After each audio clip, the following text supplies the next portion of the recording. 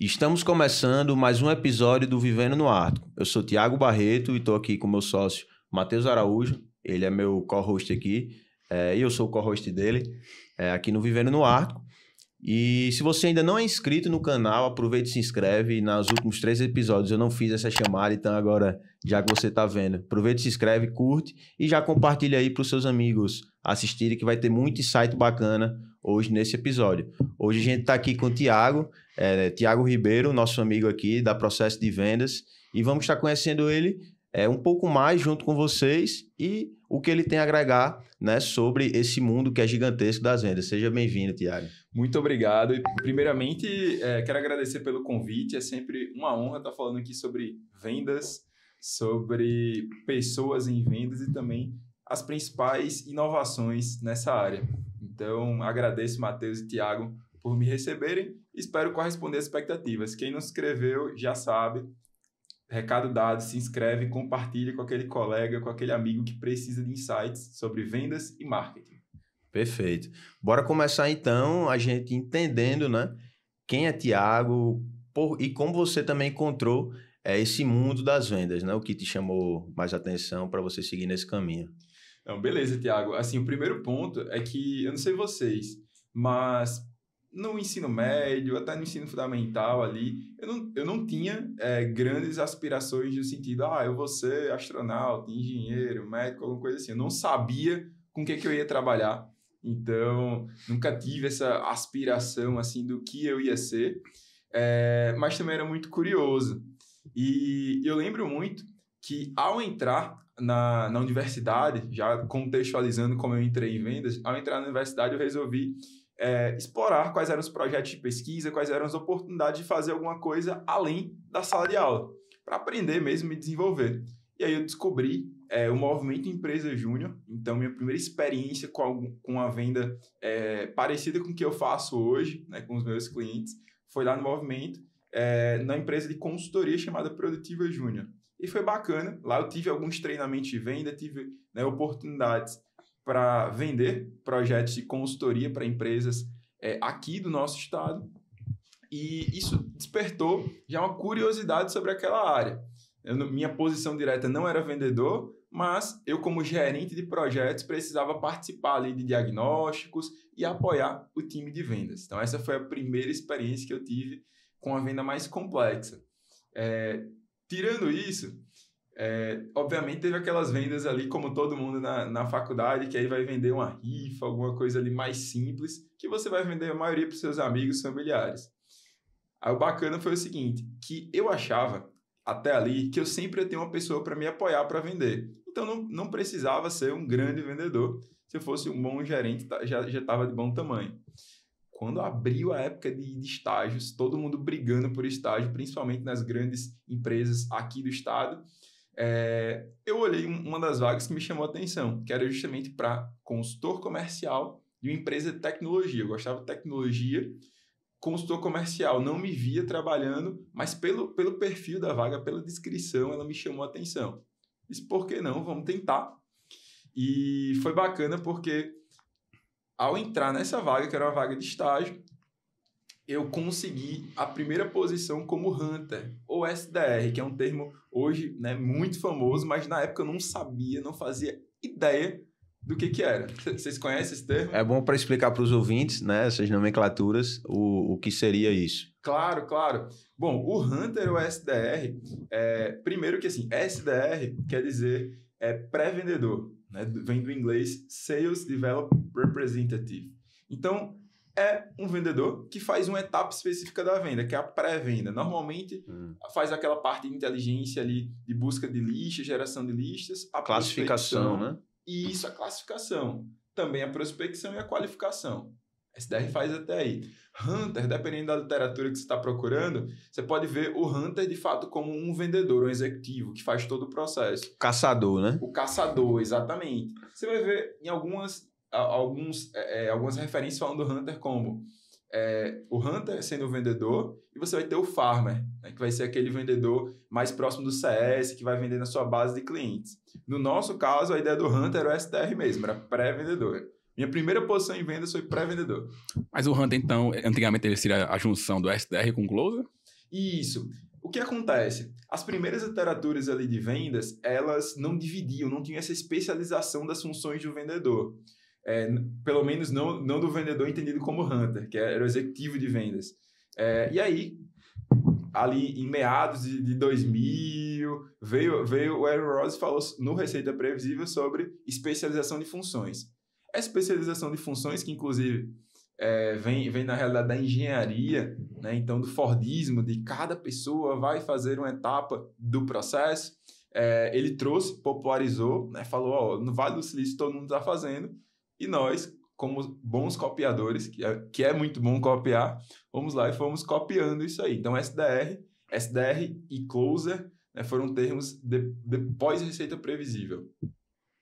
Então, é legal fazer essa contextualização. Closer, tá? Executivo de vendas, uma pessoa, um profissional que é responsável por fazer apresentações de vendas e fechar negócios. Então, minha primeira posição foi SDR, ou Hunter, mas vamos linkar como SDR e ficar mais fácil. Então, eu tinha o desafio de vender para empresas que tinham plantas produtivas. Imagine empresas com muitos processos. Então, uma planta de petróleo, uma planta de celulose, imagine grandes indústrias que tinham muitos processos, e lá, vez ou outra, dava bronca no processo, dava errado. E quando dá erro, normalmente sobe um sinalzinho, uma luzinha, um alarme. Então, o que a gente fazia? Eu vendia sistemas para gerenciar esses alarmes, para mapear, né, e gerenciar esses riscos potenciais ali que poderiam parar uma planta de gerando prejuízo de bilhões de reais. Então, vocês imaginam como que eu estava na minha primeira experiência como estagiário buscando falar com essas pessoas. Uma baita responsabilidade, né? Com certeza. Não, com certeza eu não estava pronto para isso. Isso com quantos anos? Isso eu estava ali com 23 anos. Então, é bacana citar isso porque foi uma experiência que mudou minha visão, não só como de vendas, em relação a vendas, como também minha visão do que eu poderia fazer como um engenheiro de produção. E aí, trazendo essa parte de vendas já... Sim, você cursou engenharia de produção. Exatamente. Minha formação é em engenharia de produção. Então, nessa formação, nós aprendemos muito sobre processos, sobre análise de dados e encontrar soluções que buscam otimização ali de processos. E também temos uma formação em gestão. Então, eu realmente não me via, né, vendendo como vendedor. Tive essa oportunidade e lá foi através de uma consultoria. Olha só, é até uma coisa bacana que, assim, um consultor me ensinou que venda é processo. E ele me mostrou como que era como estruturava um processo de vendas quando ele estruturou o dessa empresa que eu estava trabalhando. E isso foi muito bom, porque girou uma chave na minha cabeça. Quando eu associei vendas é processo, eu entendo, porque eu estudo sobre processo e melhoria de processo, então eu sei vender. E tem muito no mercado, né? No mercado das empresas, eu acredito, e dos vendedores, que para você ser um bom vendedor, você tem que ser bom. É um dom. Exatamente. E justamente os processos, às vezes você pega uma pessoa que ela não sabe vender, mas ela vai se tornar uma boa vendedora porque está seguindo os processos da forma certa, né? Exatamente. É óbvio que em vendas, eu vou colocar vendas menos complexas ou mais transacionais, ainda tem muito espaço para o vendedor que é um excelente comunicador, um vendedor que entende ali os mecanismos de persuasão, como vocês bem sabem e utilizam, né, com os clientes de vocês. Então, jogar ali uma isca ativando reciprocidade, ou Sim. Talvez uma escassez, olha, somente até esse mês, hoje já é dia 30, então somente esse mês você vai ter essa condição especial. Nas vendas mais A gente rápidas. Não dá muita condição, não. Dá não? Dá não. Mas isso é bom porque você está valorizando o seu ticket. Isso. Mas sim. Não é, nas vendas mais rápidas, mais transacionais, com tickets muitas vezes menores, tem muito espaço para isso. Mas conforme a venda vai ficando mais complexa, ou seja, ticket maior, né? Vamos dizer assim, contratos maiores, e uma venda que envolve mais pessoas, ou seja, mais pessoas participam de uma decisão, então aí você tem um processo realmente. Por quê? Olha só, vou fazer uma venda para o Matheus, e aí eu falo com o Matheus, faço todo um diagnóstico com ele, e o Matheus me fala, mas eu eu tenho meu sócio Tiago, ele tem que participar da próxima reunião. Então, já tenho uma outra reunião para incluir vocês dois. Vendo para vocês, falam, não, beleza, só que isso vai impactar no meu orçamento anual. E aí eu tenho que ver se eu tenho orçamento para esse ano ou só para o próximo.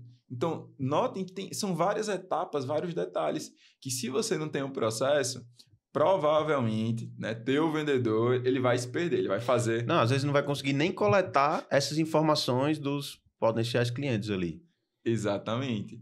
Que é o mais comum. Olha, quando não tem processo na empresa, processo de vendas especificamente, você, como cliente, vai perceber. Não da primeira vez que você comprar, mas da segunda, da terceira, ou quando você indicar para alguém. Você vai falar, nossa, Tiago me atendeu tão bem. E aí chega o Matheus e fala, mas a experiência que eu tive lá não foi boa. Então não tem um padrão ali, não tem um tem processo padrão. sendo seguido. Sim.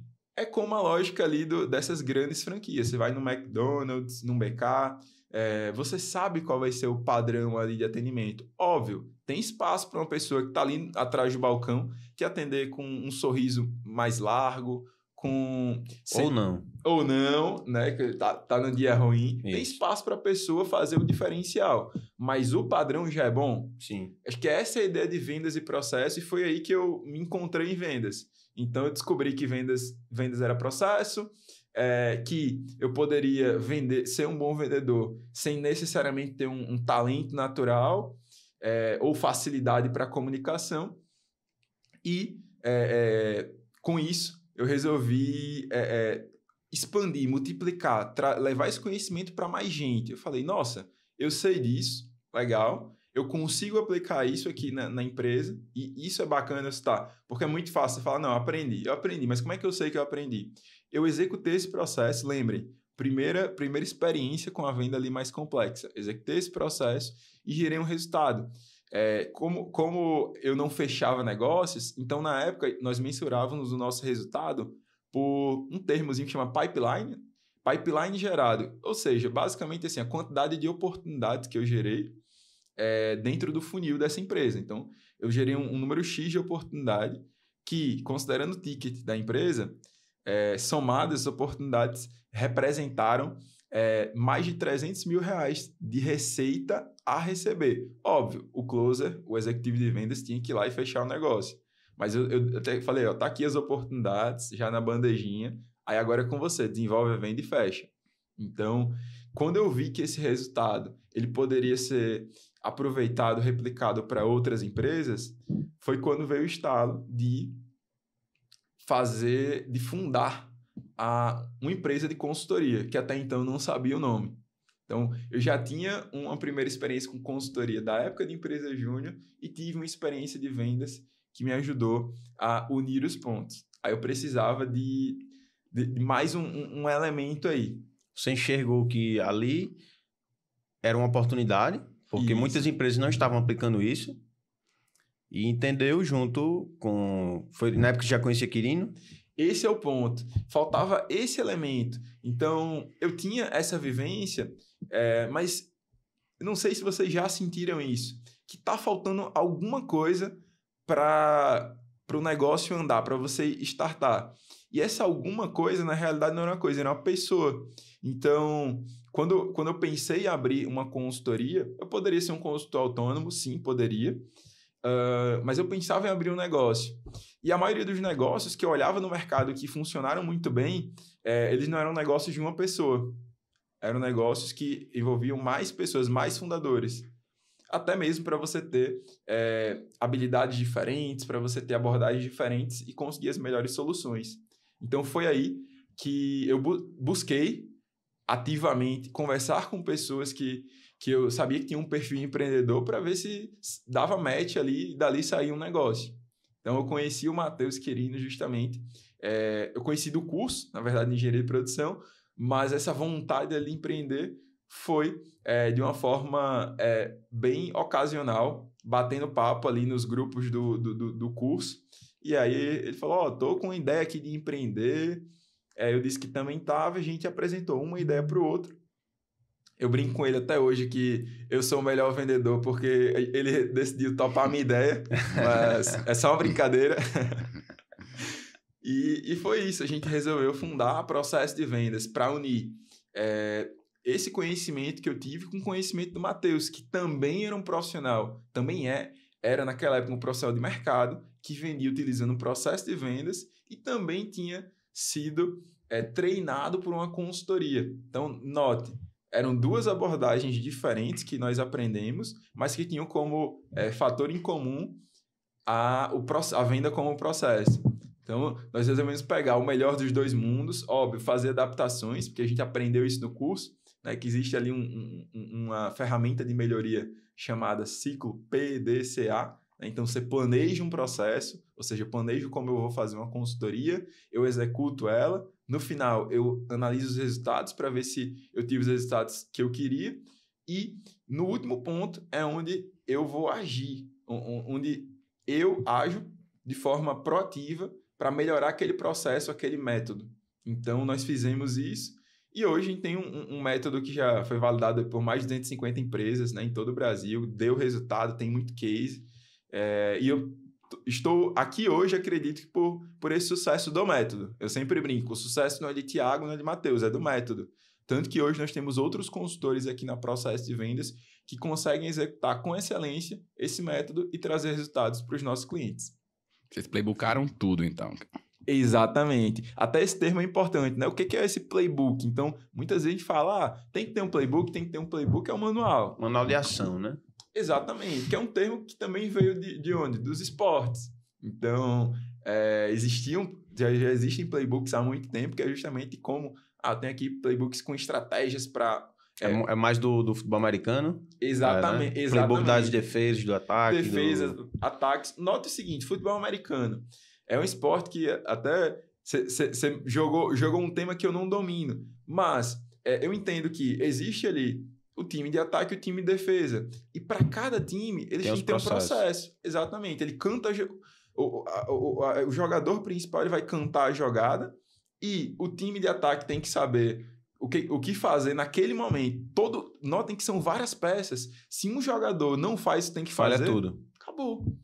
É a mesma coisa. A não ser que o outro time falhe também, aí dá certo. Mas geralmente dá errado. Exatamente. Aí você tá deixando... Aí o fator sorte, né? Margem, exatamente. Incerteza, risco. Incerteza. Então, o que a gente puder minimizar de risco é importante. Você fala, Tiago, mas o vendedor, mesmo treinado, mesmo com manual, com playbook, ele pode errar? Pode, como todo mundo erra. Mas o importante uma vez que ele errar, primeiro, o gestor, ele precisa identificar qual foi o erro, e ele identifica porque ele conhece o processo. Exemplo, simples. O vendedor chega numa reunião de previsão de vendas, né, forecast de vendas, aí o gestor pergunta, esse lead aqui, essa conta aqui, esse negócio,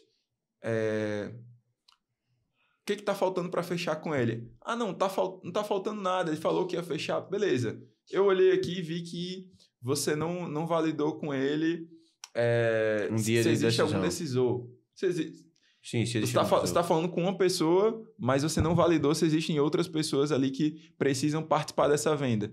E aí, nisso, o vendedor é pego, né? Então, nossa, realmente eu não fiz isso. Né? Tava um pouco ansioso ali para conduzir o negócio, para fazer o negócio andar, para muitas vezes colocar uma proposta na mesa. Não fiz isso. E agora? E agora você tem uma incerteza.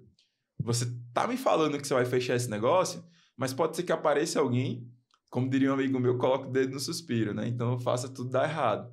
Então, é nesse momento que o gestor, com o playbook, ele vai fazer o quê? Olha, não, beleza, isso aconteceu. Talvez possa ser uma falha do playbook que não tinha essa etapa lá, né? Exatamente. O que eu posso fazer? Ele tem que agir. Então, será que eu posso fazer eu posso travar no CRM que você só vai para a fase de proposta se tiver validado isso? Ou eu posso colocar na proposta? Na proposta precisa ter o nome dos decisores, de todos. Se tiver só de um, a proposta não pode ser enviada, não vai ser aprovada. Então, são alguns mecanismos que você cria para não dar erro, ou para reduzir as chances de erro. Perfeito. Isso é só com, justamente, você falou, tentativa, botar na prática e ficar revisitando para ter a melhoria contínua ali sendo feita, né? Exatamente. E hoje a processo de vendas, ela atua só com consultoria para empresas que vendem serviços ou para empresas gerais. Por exemplo, um restaurante que ele quer aumentar as vendas dele através da melhoria do atendimento ao cliente. Perfeito. Então, vocês hoje atuam ou não? Bom ponto. E vocês, se não atuam, vocês conhecem alguma empresa que atua dessa forma? Não precisa falar o nome, mas se existe no mercado, ou se é uma oportunidade no mercado aí para alguém que esteja assistindo.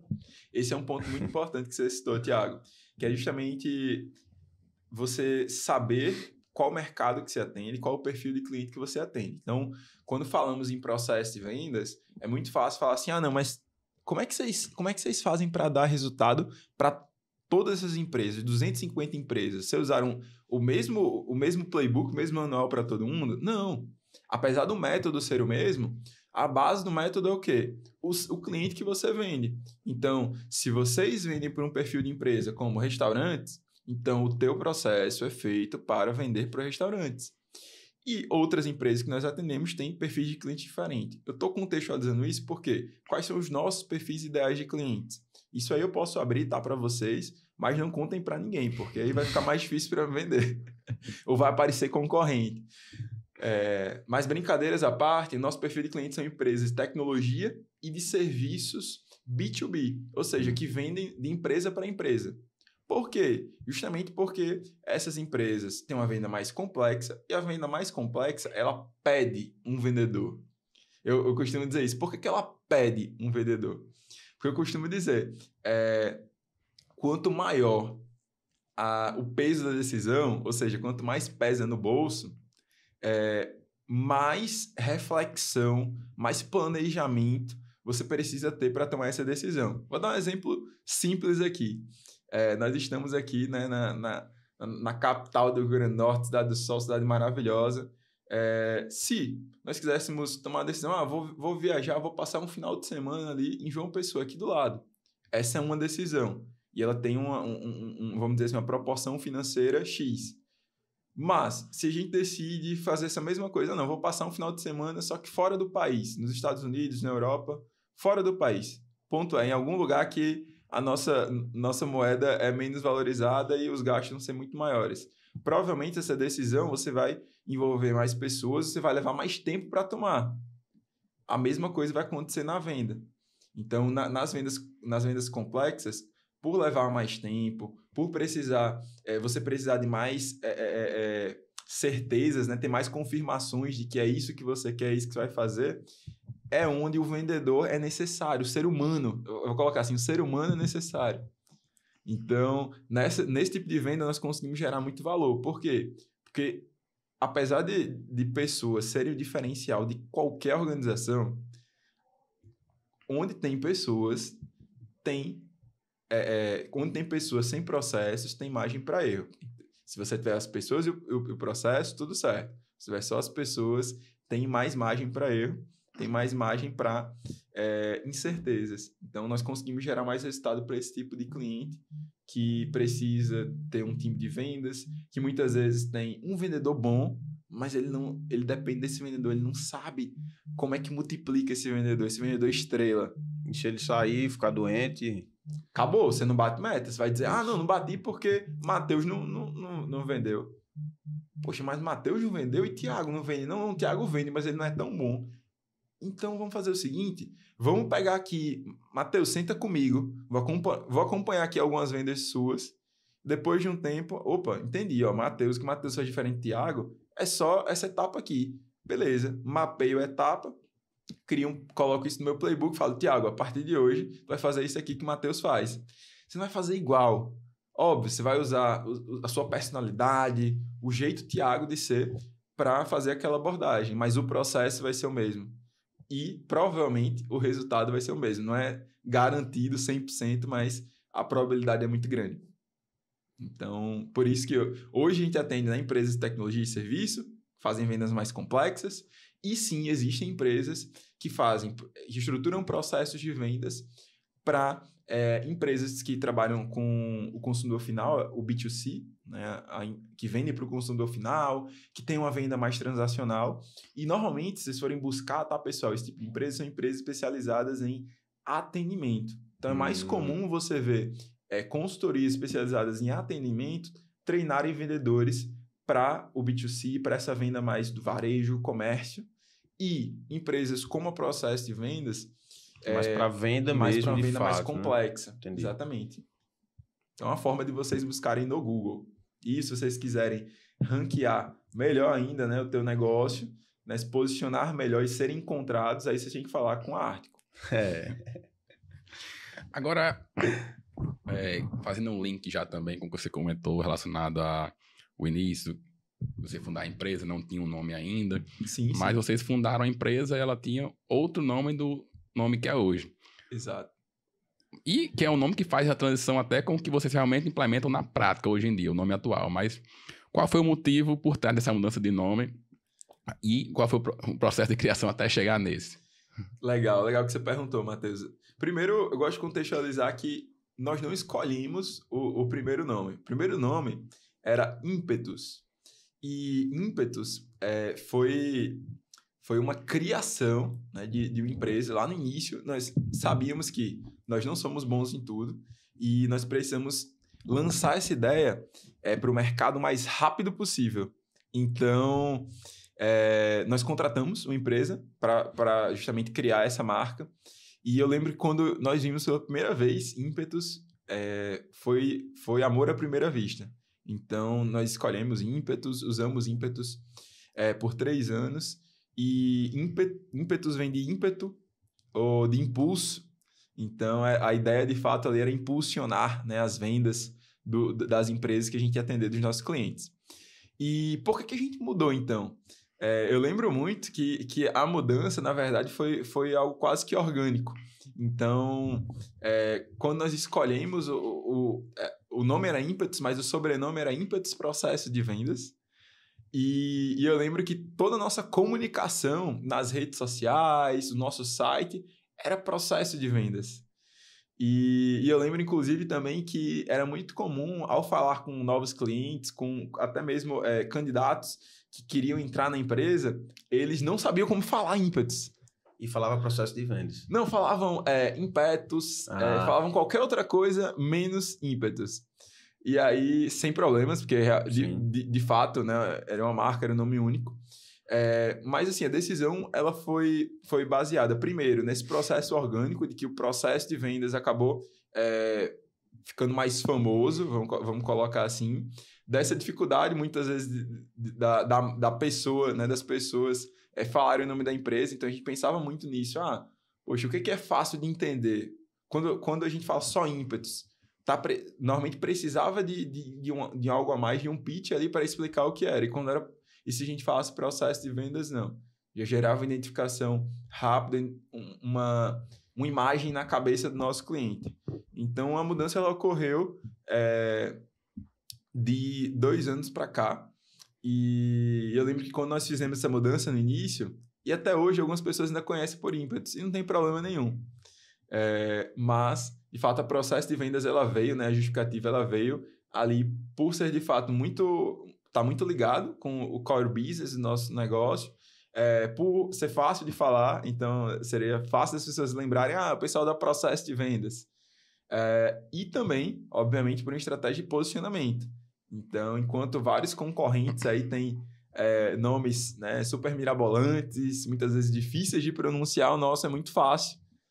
Como é o nosso método, né? Que a gente tem um método fácil, mas é um método que precisa ser implementado da maneira certa para dar resultado. E eu fiz essa pergunta até fazendo link com a próxima, porque eu conheci vocês como Ímpetus naquele fórum de negócio que foi no Teatro Riachuelo, e vocês subiram num palco.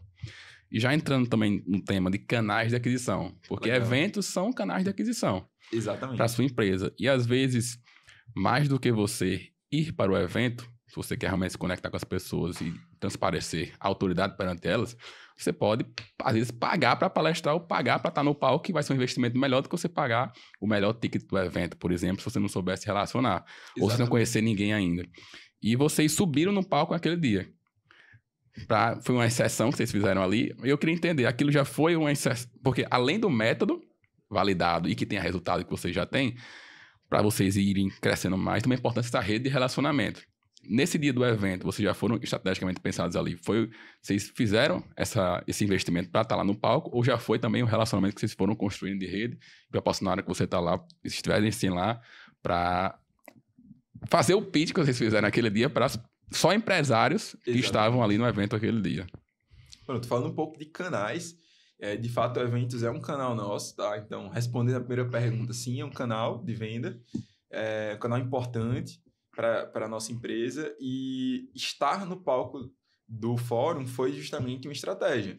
Então, nós queríamos estar, nos planejamos para isso, né? Investimos tempo e recursos para isso. Inclusive, naquele fórum específico, por ser um evento que estava ganhando já alguma proporção aqui no nosso estado, hoje está, né, muito maior, mas naquele início, a própria equipe do fórum nos buscou para estruturar os processos de vendas e de fato poderem, né, alcançar mais pessoas aqui no nosso estado, né? Então, eu costumo dizer assim, vender para empresário, e nós somos empresários, é sempre um desafio, porque muitas vezes, você pensa assim, será que eu preciso? Será que eu não já sei isso? Então, quando se fala assim de um evento, né? Então, poxa, vou vender um evento para você. Nossa, será que hoje em dia, será que eu não consigo ver esse conteúdo, esse material aí na internet? Então, eu brinco que é um desafio bom você, né, vender esse tipo de produtos de educação, de eventos. E nós topamos o desafio, tivemos um resultado muito bacana, muito positivo lá. Não à toa, né, também fizemos ali o nosso jabá, então fizemos nosso pitch buscando clientes. Então, deu resultado também ou não? A busca? O pitch de vocês terem um retorno daquela ação. Bacana. Teve sim. Como vocês... Aí eu tô falando com profissionais de marketing já experientes. Então, o que aconteceu ali é como se fosse um anúncio, de fato, né? Sim. Então, você tá fazendo um anúncio no offline. Extremamente segmentado. Extremamente segmentado. E naquele momento ali, as pessoas, elas estão abertas, porque elas acabaram de assistir uma palestra, então estão no momento de absorver conteúdo. Então, uma ideia que é colocada ali é aceita com muito mais facilidade, né, no evento que propõe inovação, do que em algum outro contexto. Então, sim, deu resultado.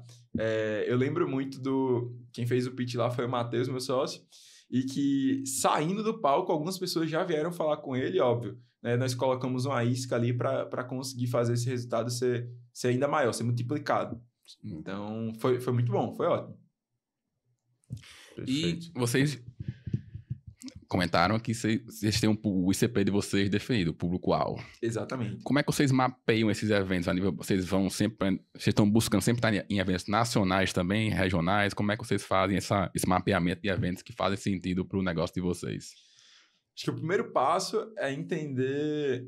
Uma vez que você conhece o seu perfil de cliente, e quando conhece, não é algo que assim, eu sei tudo sobre a vida dele. Eu sei algumas informações sobre os nossos clientes. São informações que nós coletamos, nos relacionando com eles, fazendo estudos de mercado, fazendo pesquisas com os clientes. Então, você entende, mas é o que vai mudando. Então, você precisa estar atualizando. Então, hoje, nós sabemos qual que é o perfil de comportamento da persona, ou seja, da pessoa dentro da empresa, né?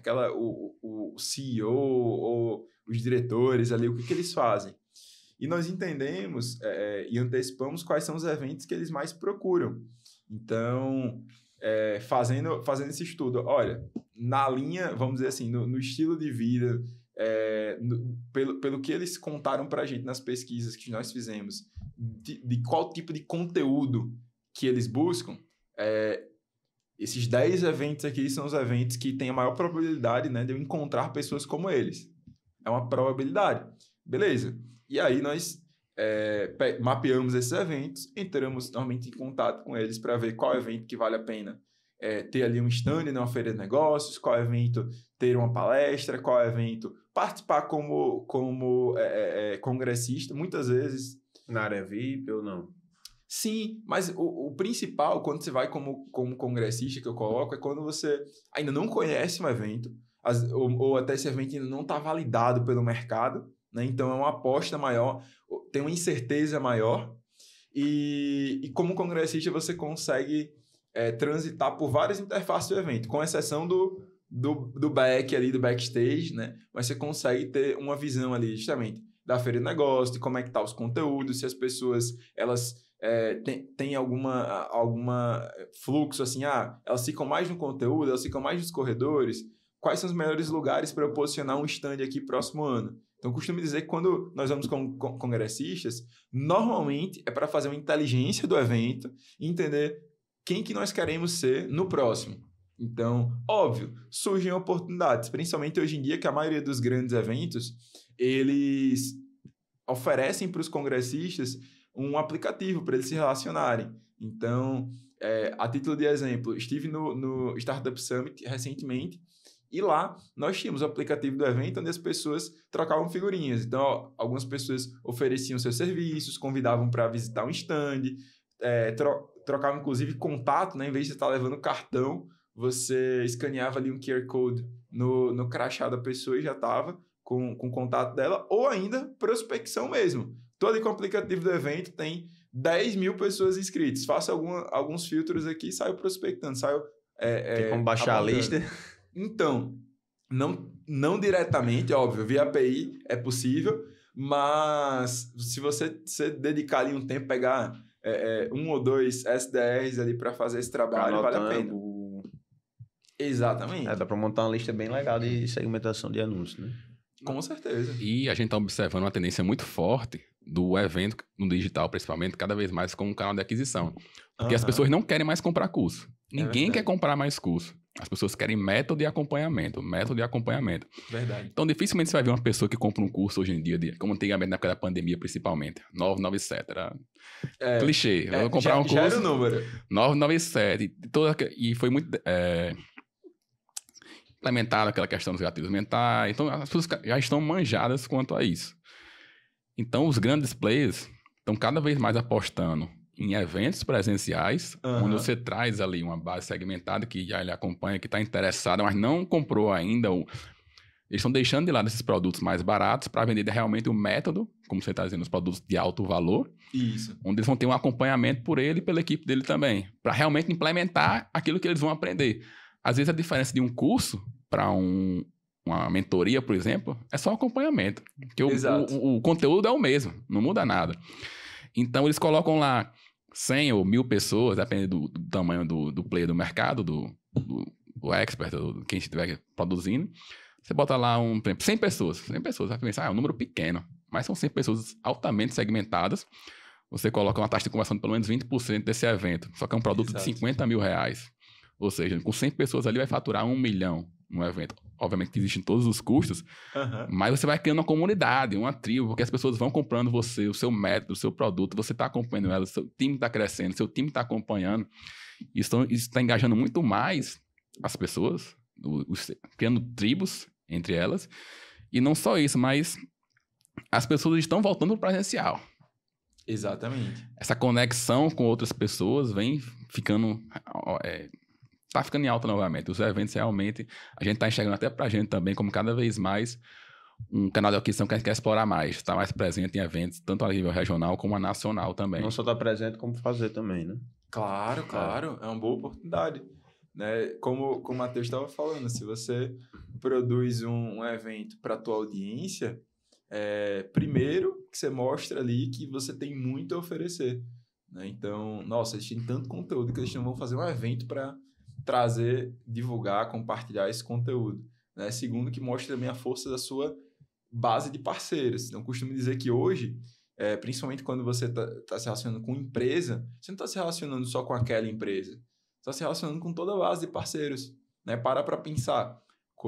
Hoje em dia, a maioria dos planos de saúde e algumas assinaturas, elas não entregam só o produto que elas estão entregando. Elas entregam esse produto, entregam vários outros. Né? Tu assina hoje um plano de telefone, por exemplo, e você ganha acesso, por exemplo, a alguns streamings. Então, você tem acesso a uma rede, você tem acesso a um cartão de crédito de um banco específico. Olha só, mesma coisa com vocês. No momento que vocês produzem um evento, ou se nós já processamente também produzimos um evento, e nós convidamos parceiros, eles estão acessando nossa rede de parceiros. Então, concordo, as pessoas estão realmente buscando mais conexão ali no presencial, né? Principalmente pós esse período aí pandêmico. E com relação aos eventos, concordo também que é uma ótima forma, né, para você criar uma comunidade. Então, nossa, todas as pessoas que se inscreveram no aplicativo do Startup Summit ou de outros eventos que vão ter, elas, de alguma forma, organicamente, já criaram ali uma comunidade, elas estão se relacionando. Só que vão ter algumas pessoas que vão continuar lá e vão ter pessoas que vão sair porque não está gerando mais valor, já passou o evento, vamos para o próximo. Então, de fato, é uma baita oportunidade. E eu trazendo só um insight sobre isso que você falou dos cursos, né, dos produtos, eu vejo duas linhas. Eu vejo, de fato, a linha de empresas que estão pegando os cursos, né? O curso não é o core business e tem alguns cursos, infoprodutos. E eles estão colocando disponibilizando de forma gratuita para gerar oportunidade de venda, gerar lead. É uma linha. E a outra é deixar esses produtos como uma barreira de entrada para os clientes. Então, nossa, o meu serviço, ele vale muito, como o serviço de vocês. Então, só que um cliente que nunca teve contato com o meu conteúdo, pela primeira vez, se ele olhava e falava, não, esse serviço aí é caro, porque ele não consegue enxergar valor. E aí, é nesse momento que é importante ter essa barreira de entrada, esses produtos que são mais baratos. Então, aconteceu recente e vem acontecendo, né, conosco. Algumas empresas falam, vocês trabalham com empresa de tecnologia, eu tenho empresa de tecnologia, vamos bater um papo, vamos. E aí aquela empresa, ela não tem um time ainda, ela não tá com caixa para investir em uma assessoria, porque eu brinco assim, investir na assessoria é como, no nosso caso, é como se você está contratando um gerente de vendas para a tua operação. Então, se você não tem caixa ainda para contratar um gerente de vendas, não tem demanda para ter um gerente de vendas agora, não aumente para uma assessoria. Não é onde a gente vai gerar mais valor. Mas eu consigo te atender. Eu tenho aqui, por exemplo, lançamos recentemente a Universidade Processo de Vendas, que é um produto de educação de profissionais de vendas, líderes e vendedores, né? Tem um termo muito alto que é Sales Enablement, ou seja, desenvolvimento, né, de profissionais de vendas, e que é um produto de entrada. Então, as pessoas têm acesso à nossa metodologia, ao nosso conteúdo, e aí, beleza, nossa, fiz todos os cursos que vocês ofereceram, estou esperando os próximos, mas eu acho que eu estou pronto agora para uma assessoria. Legal, então beleza. Já está com o time de vendas? Já estou contratando. Não, beleza. E aí, como é que tá de CRM? Já estou usando aquele CRM que vocês recomendaram. Legal. Ou seja, criou toda uma estrutura ali para eu conseguir vender um produto de ticket maior. Então, é aquilo que vocês sabem, da jornada do cliente, né? Ele pode não estar pronto. Não, e esse produto, esse curso, ele pode servir tanto como um bônus, se o cliente fechar com você o produto maior. Ele pode servir, como você está dizendo, um downsell. Ele não está no momento do produto mais caro, mas você vende esse de entrada para ele conseguir conhecer você, conhecer melhor o seu conteúdo, para ter mais confiança de fazer a contratação do serviço maior. Isso. Ou até como um upsell também. Você vai quiser vender esse produto mais caro, não, mas se você pagar um pouquinho mais, aqui você tem acesso a esse custo também. Isso é muito bom. São diversas opções de você explorar também esse produto. Exatamente. E uma coisa legal é que você pode, quando você tem esses produtos que eu coloco como produtos periféricos, né, são produtos que eles agregam a tua solução, mas se você tirar, eles não fazem falta. Você acaba tendo uma oportunidade de entregar o que a gente chama de over-delivery, né? Então, principalmente para quem trabalha com serviço, produto também, tá? Mas over-delivery é muito legal. O que é over-delivery? Entregar mais do que você está contratando. Então, Thiago, eu vou te entregar A, B e C, mas eu também vou dar um bônus aqui, vou entregar D para você. Por exemplo, a Universidade de Processo de Vendas. Então, nossa, além de resolver aqui toda a tua vida nesse sentido, você não vai precisar comprar qualquer outro curso de vendas e qualquer outra coisa. Não, a gente vai entregar esse produto para você usar enquanto você for nosso cliente. Olha só, você já coloca até mais uma barreira para o cliente não querer sair, que é de estar ali justamente com um produto como esse para formar os novos vendedores que ele vai contratar. Então, a gente acabou criando esses produtos pensando nessa estratégia. Inclusive, não foi combinado, mas para quem está assistindo, tá, o podcast, ou para quem está nos ouvindo, vocês podem utilizar o código Ártico10 para ter 10% de desconto lá na Universidade de Processo de Vendas. Fechado? Olha aí, ó. Onde é que entra? No Instagram ou no site? Muito fácil. Você acha pelos dois caminhos, Instagram ou site. Então, hoje no Instagram, clicou no link da bio, vocês acham. No nosso site tem uma seção de soluções ali e tem a Universidade de Processo de Vendas. Então, vai ser bem fácil. Eu vou deixar vocês escolherem aí o que fica mais à vontade. E eu vou, inclusive, esse cupom aí, eu vou combinar aqui com o pessoal da Ártico para a gente deixar ele fácil, tá? E um dos conteúdos, um dos recortes que a gente vai fazer desse podcast, pode ser? Pode ser. A gente coloca até na descrição também. Na descrição Pronto, do vídeo do YouTube. Pronto, ó, já... Então você que já está assistindo aí e o link já está na descrição, é só você ir na descrição que você vai encontrar o link. Fechado. E aí, vamos falar sobre tendências? Eu queria saber sobre as tendências que você observou no Startup Summit, principalmente das implementações e utilizações da inteligência artificial no mundo das vendas. Muito legal, Thiago. Bom que você falou sobre isso, porque esse tema de inteligência artificial está muito em alta, né? Imagino que vocês, por serem super atualizados, né, utilizem AIs justamente nos seus clientes para entregar um valor a mais, até um over delivery, né? Então você configura um AI para o cliente, tem alguns que ficam loucos, né? Falam, nossa, acham que você é o próximo Steve Jobs, Elon Musk, enfim. Mas AI, de fato, acho que o primeiro ponto é o seguinte, é entender como é que tudo isso começou no contexto de vendas.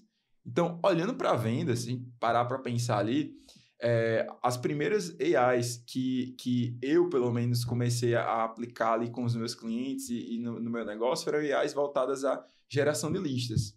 Por quê? Porque o processo de geração de lista ele é um processo extremamente maçante aqui no Brasil. Então, é engraçado isso, né? Porque antigamente tinha ali a lista telefônica, né? Que tinha os contatos de todo mundo. Mas isso caiu em desuso. Hoje nós temos uma infinidade de dados sobre pessoas, né, físicas e jurídicas, mas muitas vezes é difícil você ter acesso a esses dados. Então, algumas AIs assim, que já estão sendo utilizadas nos últimos 10 anos, ou até mais tempo do que isso, são AIs voltadas à geração de lista. Que é você pegar, colocar ali, quero o número, telefone, e-mail de todo mundo que tem ficheiro do Google Meu Negócio, que é um restaurante, o que é uma lavanderia, que é um escritório de advocacia, né? Exatamente. Então, isso é bacana, por quê? Porque até então, como é que você comprava listas? Você teria que utilizar soluções como o Serasa Experian ou outros bancos de dados, né? E isso de vender, ou até muitas vezes comprar um banco de dados, né? Comprar uma lista que você não tinha ali uma certeza de que aquelas informações elas estavam atualizadas. Porque, por exemplo, eu posso dar meu contato hoje para você e daqui a um ano trocar de telefone, talvez pegar um número de fora, alguma coisa assim, e aí aquele contato que você pegou já está em desuso. E o legal das AIs, nesse sentido de geração de listas, é porque a proposta delas é trazer a informação que você precisa o mais atualizado possível. E se aquele e-mail é ativo ou não também? Exato, já fazer a validação. Perfeito. Inclusive, muitas vezes a gente vê isso como uma API, não como uma AI, mas por que não? Essas validações de e-mail também são muito antigas, então são recursos que estão aí há anos, né? Eu vou estar aqui há 20 anos já tinha ferramentas que faziam uma validação de e-mail para você. Então, essas AIs, a gente já conhece um tempo e já está habituado. Tem AIs que a gente também já está habituado, que são AIs voltadas a atendimento. Então, se a gente parar para pensar, os bots de atendimento e todas as ferramentas de atendimento, elas ajudam muito, né, fazer aquele primeiro contato, fazer uma abordagem, principalmente para quem aí trabalha com o consumidor final e também com o varejo. E isso aí também a gente já está habituado, tanto que tem algumas pessoas que não gostam tanto de ser atendidas por bot. Vê um bot, corre. Já aconteceu com vocês? Já, comigo acontece bastante, eu também não gosto, apesar de eu ser desse mundo. Mas tem agora as que são meio que mais inteligentes, né?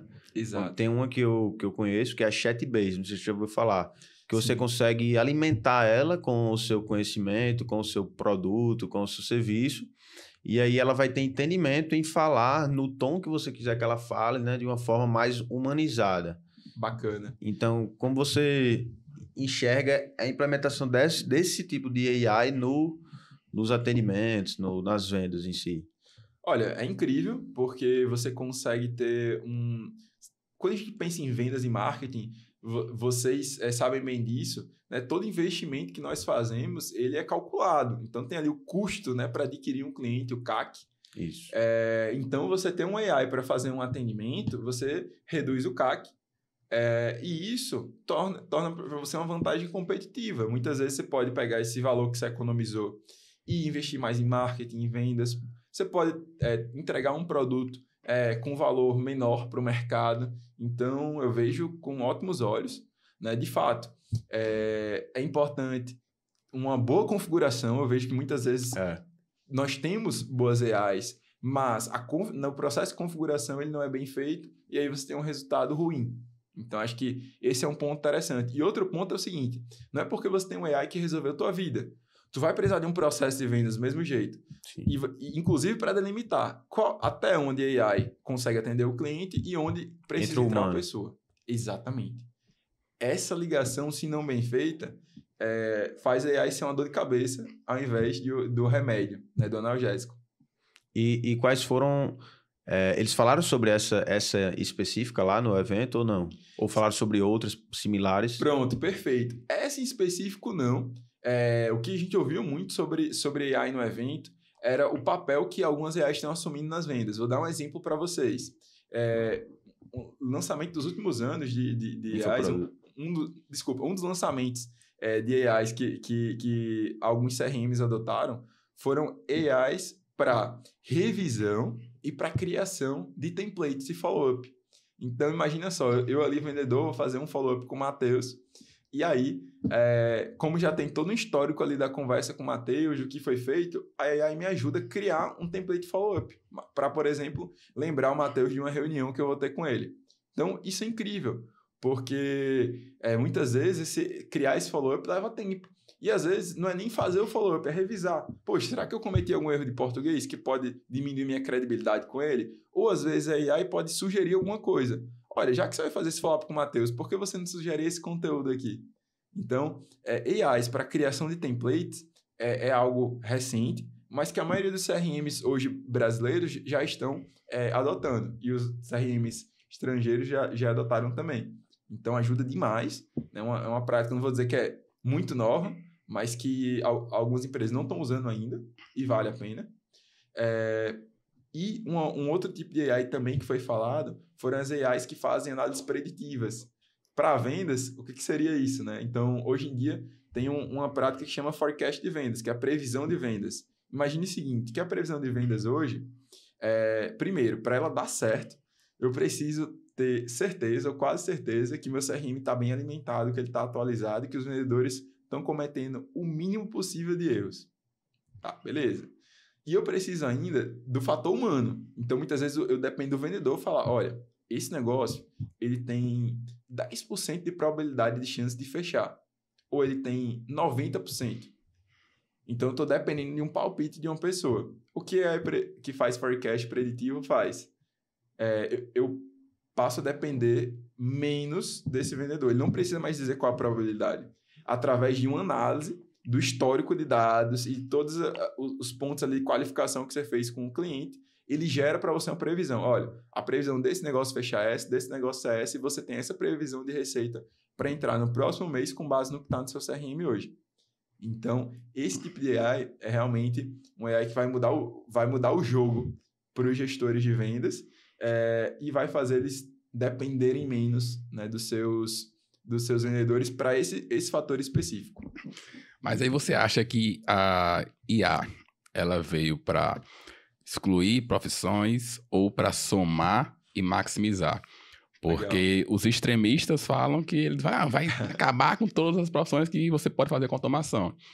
Só que, na minha visão, ela veio para somar e maximizar os colaboradores e processos da equipe. Quem estava no evento agora, recentemente, por exemplo, e uma pessoa fala, não, eu vou demitir todos os meus redatores da agência, vou ficar só com o gestor de prompt. Mas e aí? Quem é que vai aprovar esse prompt? Você vai voltar para a operação? Você precisa de pessoas boas ali com você para, consequentemente, você pensar no estratégico no seu negócio. Não necessariamente isso vai matar toda a sua equipe. Pelo contrário, você pode treinar aquelas pessoas para que elas entendam sobre aquela plataforma para que maximizem o trabalho. E qual é a sua visão disso aplicado nesse, como você está fazendo o link já, nessa... Sim. Para os vendedores, você acha que os vendedores vai ocorrer uma certa diminuição quanto a eles ou eles vai somar e maximizar o trabalho deles? Bom que você trouxe esse ponto, porque teve uma palestra específica que foi da Deborah Perry. Ela, olha só, nem sabia que tinha isso, mas ela é Chief of Metaverse de uma empresa chamada Work3 Institute. Basicamente, ela faz toda essa transição. Ela é chefe de operações do metaverso. Exatamente. Eu achei genial. Primeiro, não sabia que tinha esse cargo. Aí respondendo a tua primeira pergunta, esse cargo foi criado quando? Recentemente. Provavelmente, eu não estou dizendo no caso dela, mas essa posição não existia, vamos colocar há 2, 3 anos atrás, há 5 anos atrás, e hoje ela existe. Então, essa pessoa que você demitiu aqui por causa de um AI, você vai realocar. Não, olha, não, beleza, eu tenho um AI realmente que vai fazer isso aqui, mas... Eu vou precisar de outra função agora. Eu vou precisar de outra função, porque lá meus concorrentes estão posicionados no metaverso. Como é que eu vou me posicionar lá? Então, note que, de fato, quando uma profissão... Ah, não, essa profissão aqui tá obsoleta, vai cair em desuso, tá, mas uma outra vai surgir. Então, acho que é importante tanto os profissionais como os empresários, os líderes, né, de equipes, estarem pensando nisso. Nossa, quais são as oportunidades que eu tenho no universo de AIs para usar para, de fato, automatizar o trabalho repetitivo, aquele trabalho que agrega pouco valor para a operação. Até para você, às vezes, extrair o melhor daquele colaborador que você tem ali. Isso. Que ele podia desempenhar um papel muito melhor em outra função, mas está ali no operacional sem fazer o que uma máquina poderia estar fazendo. Eu consigo dar vários exemplos, mas eu vou me ater a 2 que são bem, bem comuns no dia a dia. Eu estava lendo, inclusive, sobre isso, que o mercado de agências de turismo, ela teve um baque muito grande, anos atrás, quando chegaram sites, né, quando foram lançados sites que você podia fazer buscas, né, de hotéis e passagens direto com as operadoras. Né? Até então, antes desses sites que hoje nós utilizamos aqui no Brasil, e enfim, já utilizavam lá fora, você tinha que comprar através de uma agência, porque só a agência tinha acesso à informação sobre os voos, sobre os hotéis, hotel não, mas os voos. As operadoras, né? As operadoras. E aí veio alguém e falou, não, vamos cortar esse intermediário. Beleza. Isso gerou um baque nesse mercado. Só que hoje em dia é um mercado que volta a crescer. Por quê? Hoje em dia nós temos tanta informação, tantas opções, que se você hoje, e eu desafio vocês, porque eu fiz isso recente, tenta planejar uma viagem para algum país ali da Europa sozinho, uma viagem ali 20, 30 dias, sem a ajuda de nenhum agente de viagens ou alguma pessoa que trabalha com isso. Nossa, vai ser uma dor de cabeça gigante, porque você tem milhares de roteiros, a depender das suas preferências, você vai ter que se preocupar com justamente hospedagem, passagem, várias autorizações, impostos, tanta coisa que quando você para pensar, dá vontade de desistir. Então, hoje, o papel dessas pessoas, dessas agências, dos agentes de viagem, não é falar, não, tá aqui que tem... Não, é organizar a viagem para você. Ele é um planejador de viagem. Ele fala, não se preocupa, você quer ir para onde que você quer ir lá? Ah, eu não sei. Não se preocupa, vamos lá. O que é que você quer conhecer? O que é que precisa ter na tua viagem? Aí você vai falando, olha, não, beleza. Com base nesse primeiro diagnóstico que eu fiz, eu recomendo você escolher entre esses países aqui. A pessoa escolheu os países. Pergunta, você quer viajar como? Mais confortável? Ou na viagem pode economizar um pouco no deslocamento para acabar investindo um pouquinho mais de experiência? Então, são decisões que você toma e que essa pessoa ela vai organizar todo o teu roteiro para você ter o mínimo dor de cabeça e aproveitar o negócio. Ou seja, uma profissão que havia, não digo caído em desuso, mas que tinha reduzido bastante, que está voltando por causa da tecnologia. Então, eu acho que é importante trazer luz para esse tipo de oportunidade. Não, e aproveitando para fazer o jabá aqui, Tiago comentou sobre o turismo. Se você quer saber mais sobre o tema, no episódio passado, acabando esse episódio aqui, volta no episódio passado, caso você não tenha visto ainda, falamos com o Marcos, CEO da Pay2, sobre todas as tendências do mercado de turismo, agências, inovações. Foi um papo muito bacana, então, se você não viu ainda, corre lá que é muito bom. Muito bom. Olha, e aí eu vou também pegar o jabá de jabá, pode? Pode. Ó, inclusive, o Pay2, ele é cliente processo de vendas. Olha aí. Hoje, a máquina de vendas que eles estão rodando foi estruturada pelo processo de vendas e nós acompanhamos a operação deles como assessoria em gestão comercial. Então, hoje nós somos os gerentes ali dentro do Pay2. Então, olha só que bacana. Legal. É a empresa do mercado do turismo que está se reinventando, utilizando tecnologia e a parte de processo de gestão para ter mais resultado. Bom, falando sobre... Eu disse que ia dar 2 exemplos. O segundo exemplo ele vai ser bem curto. Não vai ter toda essa história, não. Mas hoje o mercado da contabilidade também é um ótimo exemplo de como a AI ela pode ser utilizada para benefício de quem está lá. Pense que hoje um contador, a depender do setor que ele atua, ele realiza muitas atividades operacionais, manuais, não é nem operacional, é manual mesmo. E eu digo isso porque também nós atendemos várias empresas de contabilidade e empresas que têm soluções para escritórios contábeis, para empresas contábeis, que um contador, né, ele chega a parar o dia dele ali durante 5, 7 dias para fazer determinadas rotinas de clientes. Coisa que uma AI que já está no mercado, que já entrega, consegue fazer... Em minutos. Em 20 minutos, 5 minutos, 10 minutos, e fora do horário comercial. Olha só que bacana, você saiu do seu escritório, configurou lá a AI, no outro dia chega para tomar seu café e está pronto o seu trabalho. Parece bom? Para mim parece ótimo. Excelente. E aí o que é que o contador vai fazer? Ele perdeu o emprego? Não. Ele vai analisar, auditar para ver se é tudo certo. Vai trazer ali a visão dele mais estratégica, como um consultor, né? Então, ele até enxerga melhor, né? Porque às vezes com a demanda alta, você deixa passar, às vezes, algumas vírgulas ali que geram prejuízo para o cliente. Exato. E ele vai conseguir ter tempo justamente para atender esse cliente, para entregar um melhor atendimento, um melhor nível de serviço, para trazer insights, visto que ele está com as informações financeiras da empresa na mão dele, coisa que antes ele não tinha tempo porque fazia muita atividade manual. Então, AI não é adversário, AI é aliado. E isso, Philip Kotler, quem não conhece, sim, ele escreveu no Marketing 5.0 justamente o tema principal, tecnologia para a humanidade, não é tecnologia sobrepondo e matando a humanidade, não. É a humanidade utilizando a tecnologia para acelerar e melhorar o que já é feito ali por eles, né, hoje. Uhum. E isso a gente está vendo na prática, principalmente nesses exemplos que você deu. E uma coisa assim, que você falou sobre em vendas especificamente, como que tá essa relação AI e humano? Uma coisa bacana é que eu falei de várias soluções aqui, né? Tanto ali de geração de listas, como ferramenta de geração de template, forecast, mas assim, vão surgir, tem muito espaço ainda para várias AIs surgirem. Então, toda e qualquer tarefa que hoje nós como vendedores, ou na posição de vendedores, vemos que ela é operacional, que ela é repetitiva, provavelmente vai ter uma AI fazendo, tá? E tem uma notícia ruim e uma notícia boa. A notícia talvez ruim para alguns vendedores é que hoje já 59% do trabalho deles pode ser feito por uma AI. Essa é a notícia ruim. A notícia boa é que os outros 41% são de atividades que dificilmente a AI vai conseguir fazer. Não é que não vai. E que pagam mais também no mercado. Exatamente.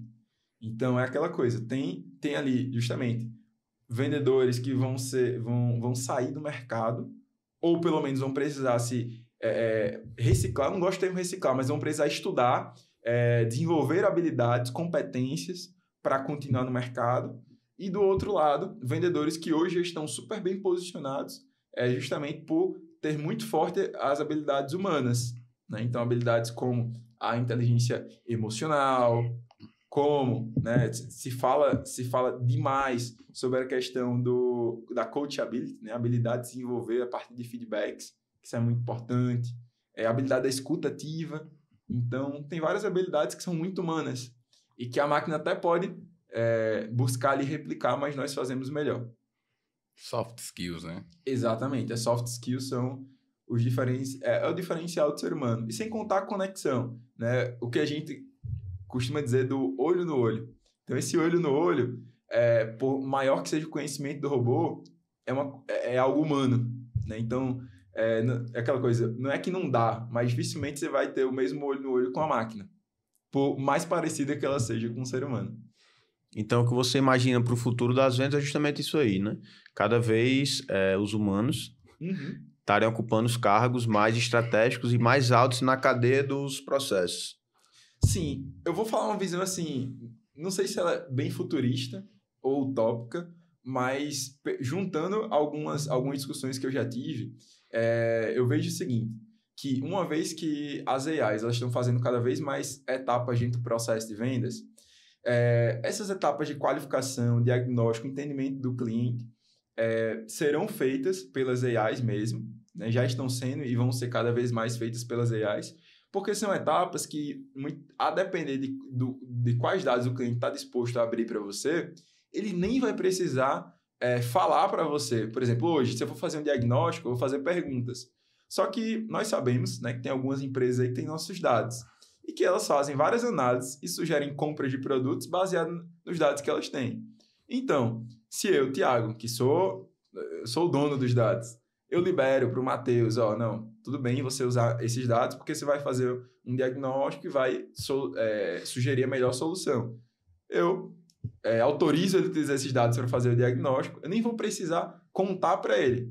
Ele vai jogar na AI dele, ela vai jogar uma resposta de volta falando, olha, o que o Thiago precisa é isso, isso e isso. Ah, legal, já resolvi metade do meu problema. Outra, vai que o Matheus ele não tem horário para uma reunião comigo para a gente discutir os termos de proposta, como é que a gente vai trabalhar junto. E aí o Matheus, ele pode ter um gêmeo virtual no metaverso, a reunião vai ser no metaverso, o gênio virtual dele vai fazer esse contato, utilizando o mesmo tom de comunicação, utilizando perguntas inteligentes, com algumas sacadas que o Matheus já tem. E se der um erro em algum momento, poxa, está travado, aí sim o Matheus vai ser acionado. Mas o Matheus vai precisar estar no mesmo lugar. Ele vai entrar também no metaverso ali, substituir o gêmeo, como se fosse uma peça de teatro. Isso aí e vai fazer a venda. Mas é algo que não está tão longe, tá? Se a gente parar para pensar, tão longe no sentido assim, de poder fazer. Pode ser que você fale assim, Thiago, está longe para o meu comprador, ele está aberto para essa ideia, beleza. Mas o poder fazer não está tão longe, não. Justo. Gêmeo virtual já é uma realidade. Metaverso e poder fazer reuniões lá já é uma realidade. AIs que manipulam, não, que fazem, geram insights a partir de dados já é uma realidade. Pela LGPD, se eu autorizar a usar meus dados, você pode, se eu autorizar. Não, e AI de modulador de voz, de face, de tudo já está fazendo, né? Hoje você consegue fazer vídeo, não de uma forma tão perfeita, mas através da captação da sua imagem, você digita o texto, capta a voz e é gerado ali uma reprodução como se fosse você mesmo falando num vídeo. Inclusive, olha só, estressando mais essa situação. Já imaginou? Em vez de você se reunir com um cliente, você tem uma hora... Eu quero trabalhar... É uma realidade bem diferente, tá? Mas digamos que em meia hora ou em uma hora que o vendedor poderia fazer reunião com uma pessoa, ele vai fazer reunião com 10. Porque o gêmeo virtual vai estar fazendo as reuniões. E aí, quando dá problema, ele vai ser tipo suporte. Vai chegar lá, resolve o problema, sai e deixa o processo ser conduzido. Não tem o processo de vendas? Sim. Ele vai rodando. E ele vai fazendo isso. Ou seja, você multiplica a capacidade operacional de uma pessoa. Então, eu acho que esse é o ponto da AI. Ele está ali para multiplicar o que a gente já tem. Né? Hoje eu não consigo fazer 10 análises... Aí vai matar de verdade os vendedores, porque aí você, quando tem um vendedor bom e quer replicar ele, você não vai mais procurar uma pessoa que tem um perfil parecido com ele. Você vai literalmente multiplicar ele em vários, né? Esse é um ponto. Só que aí, lembre de uma coisa. Uma hora ele vai precisar entrar na venda. Sim. E quando ele precisar entrar, se você tiver só um, e se você não tiver o backup? Então, assim, esse backup, ele sempre vai ser importante. E tem um outro ponto que é o seguinte, você pensa assim, que não só o perfil do vendedor, mas nas profissões gerais, né, o profissional, a pessoa, a hora humana, ela vai ser cada vez mais valorizada, vai ser cada vez mais caro. Sim. Caro, não vamos colocar caro, mas realmente mais alto o valor para contratar uma hora humana de um especialista. Como hoje é. Hoje, se a gente parar para pensar, os especialistas, a hora deles é a hora mais alta no mercado. Então, hoje, se você, até já dando uma dica assim, para quem está ouvindo a gente, se você hoje ainda não se especializou numa área, você ainda é um profissional generalista, eu recomendo, assim, para ontem, você especializar em uma área, né, de preferência que tem uma alta demanda. Né? Existem aí ChatGPT e outras ferramentas de AI para te ajudar a escolher qual área você vai especializar. E até trazendo isso que você falou de usar a IA para o vendedor entrar depois, fazer a pré-qualificação e pegar os trejeitos de fala, sacadas que ele tem, a linguagem. Trazendo para o nosso mercado digital esse processo, uma coisa que a gente viu muito no exemplo agora, o evento que a gente foi em São Paulo, foi falando sobre o social selling e a função Sim. do social seller durante esse processo de a criação de base de público. Porque você constantemente está investindo em trazer novas pessoas para o seu Instagram. Sim, sim. E a partir disso, elas vão, consequentemente, ali entrar no seu perfil, começar a consumir, engajar. Às vezes elas já estão prontas ali no momento de compra, mas elas postergam isso. E o social selling, ele encurta esse processo, entrando em contato com as pessoas, começando a se relacionar, para depois jogar, quem sabe, para o vendedor fazer a venda. Então, a pessoa entrou no seu perfil, aí o social seller, que na verdade, a princípio, é o dono do perfil, só que não é ele. Isso. Mas como foi tudo mapeado, o script todo, os trejeitos do expert, do dono do perfil, o que ele fala, como ele fala no story, então você sente que está conversando com ele. Exatamente. Não é uma IA, mas é uma pessoa da equipe que está lá o representando. E o lead não sabe disso. Exatamente. E muitas vezes ele se relaciona ali no direct com essa pessoa, e quando ele se relaciona, não, vamos fazer um exemplo, uma call de vendas. Aí envia o formulário, a pessoa se inscreve, chega na call e tá lá o vendedor, que é o dono do perfil. Exato. Ele, aquilo que a gente tava conversando no direct, muito bacana, e ele às vezes, ele contou pra gente que às vezes ele tem que soltar, não, bicho, é a primeira vez que a gente tá conversando aqui, realmente, você tava conversando ali com a minha equipe. Sim, sim. Mas é tudo tão bem estruturado, scriptado, que a pessoa acredita realmente que ela tá conversando com ele. Da mesma forma, o vendedor, como tá tudo mapeado ali na IA, ele só vai entrar quando realmente for necessário. Isso vai poupar muito tempo dele com leads desqualificados. Porque ele só vai entrar realmente quando for para ganhar, de certa forma. Fazer o punch final para venda, para gerar autoridade ali perante, ou então numa situação mais que esteja menos propensa ali. Enfim, são diversas situações que ele pode entrar. Mas essa função do social seller a gente está cada vez mais trazendo para os nossos clientes, porque a gente está vendo que a gente consegue encurtar muito o processo de venda. Então a gente está começando a montar com eles esses scripts, para eles realmente começarem a implementar, porque seguidores novos estão chegando constantemente. E como a gente faz essa segmentação de público, esse público, a maioria das vezes, chega qualificado. Então, se a gente puder encurtar esse processo de venda com essa abordagem ativa, novamente ali, através do relacionamento, a gente consegue aumentar o número de vendas sem necessariamente aumentar o número de investimento. Sim, com certeza. Porque essa pessoa já vai fechar depois. Ou seja, eu já estou com uma base de público aqui, só que a maioria não está entrando em contato ainda. Eles vão entrar. Só que o que é que eu posso fazer para vender mais com a base de público que eu já tenho? Sim, então, sim. aí entra o social selling, que os clientes da gente que estão começando a implementar estão tendo resultados muito bacanas com isso. E é importante, Matheus, você falar isso do social selling, porque sempre quando a gente está lá no início, né, eu estava ainda como nas primeiros modos da minha formação de vendas sobre social selling, é aquela coisa, vendas sociais, social selling, é algo que desde a antiguidade as pessoas faziam. A diferença é que hoje nós estamos fazendo através das mídias sociais. Mas, de fato, né, a venda tem um aspecto muito importante na venda, um fator, não aspecto, mas um fator muito importante na venda, que é o relacionamento. Principalmente aqui no Brasil, o relacionamento com o cliente ele conta muito. Tanto que tem muitos vendedores que eles só se preocupam com o relacionamento. Eles, às vezes, até esquecem de gerar valor para o cliente, de fazer uma boa venda, mas eles fazem muito bem o relacionamento. Então, acho fantástico o que vocês estão fazendo. E sim, AI para fazer social selling é muito vantajoso, porque de fato, né, imagina só o Matheus ter que parar ali todo dia, 4 horas do dia dele, 3 horas do dia dele, só para responder todo mundo, mandar mensagem para todo mundo, fazer, enfim, esse relacionamento, construir não, vamos dizer assim, alimentar esse relacionamento com todos toda a base que vocês têm.